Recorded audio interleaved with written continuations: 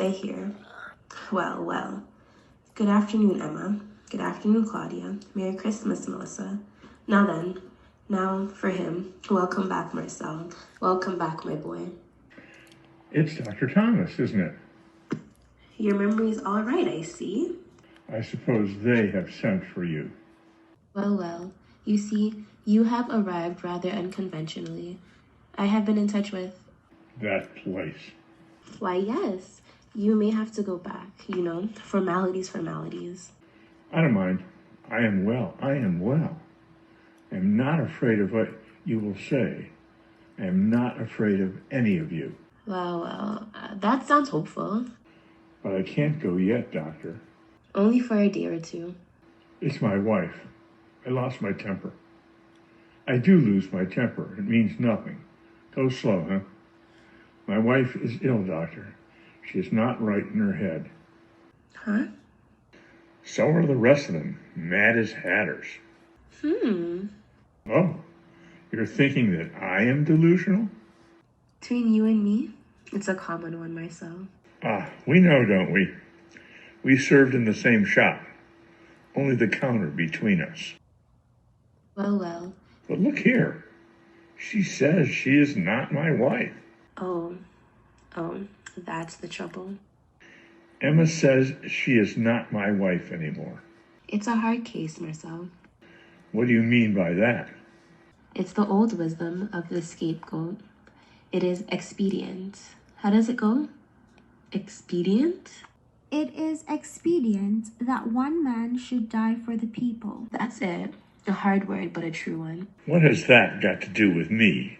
Well, the situation is this. There is no situation. I married Emma. I fell ill. Now I am well again. I want my wife. Yes. Yes. I suppose that's what you call humoring a lunatic.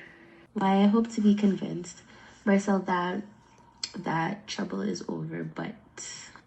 But you're going to lock me up again because I want my wife?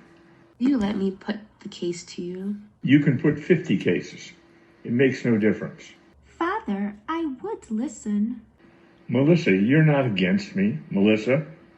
Father, nobody's against you. We only want you to listen. Well, out with it. Do you remember?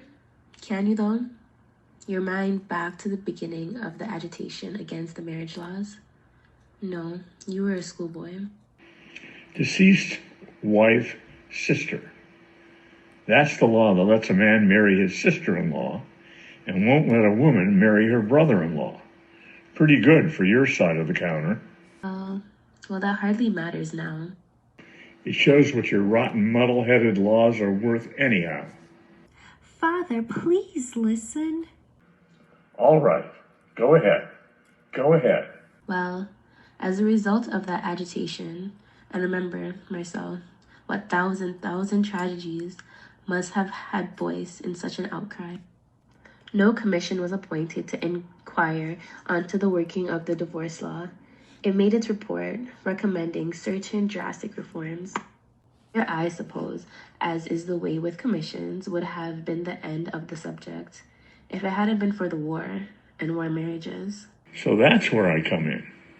Emma, is that where I come in? Never, I suppose, in one decade where there's so many young marriages happy.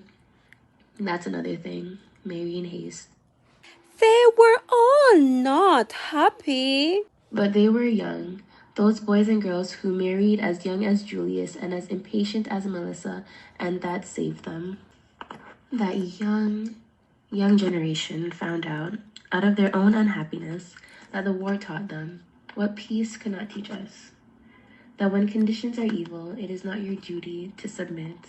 That when the conditions are evil, your duty in spite of protest, in spite of sentiment, your duty, though you trample on the bodies of your nearest and dearest, to do it, though you bleed your own heart white, your duty is to see that those conditions are changed. If your law forbids you, you must change your laws. If your church forbids you, you must change your church. And if your God forbids you, why then, you must change your God. And we who are will not change. or cannot change. Stifle like a snake that can't cast its skin. Grow or perish. It's the law of life. And so, when this young generation, yours, not mine, Claudia, decided that the marriage laws were, I won't say evil, but outgrown, they set to work to change them. You need not think that it was without protest. Marcel, I joined the Anti-Divorce League myself. No, it wasn't without protest. Mrs. Franco and the church were protesting still. But in spite of the protests, no woman to this day is bound to a drunkard and a habitual criminal or what? doctor to a partner who, as far as doctors know, But you can't be sure. see, as far as we know, is incurable, insane in practice, is insane for more than 5 years. And if he recovers? Look at me. It is expedient. And you call that justice? At least call it mercy. All the days of your life to stand on the window, Marcel, and watch for the sun shining on the other side of the road. It's art for a woman. At least call it common sense. If a man can't live a normal life, it's as if he were dead, if he should await for a life in prison. I'm not a drunkard. I am not a convict. I have done nothing. I've been to war to fight for her, for all of you, for my country, for the lawmaking machine I have called my country. And what have I got from it?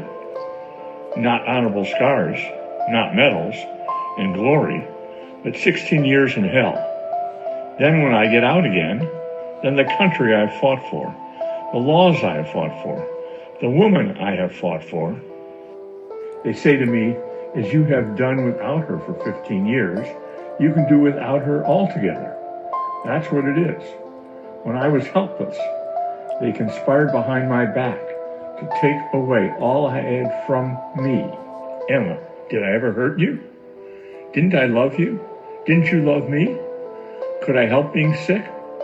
What have I done, Emma? You died, Father. Melissa, don't be so cruel. We cried after the death, but I have always wondered what their welcome back would be like. Well, you know now. Don't say it isn't hard. I don't say it isn't hard. That's good of you. That sympathy, indeed, and my wife, she's full of it, too, isn't she? Poor dear. I was married to her once. I'd quite forgotten.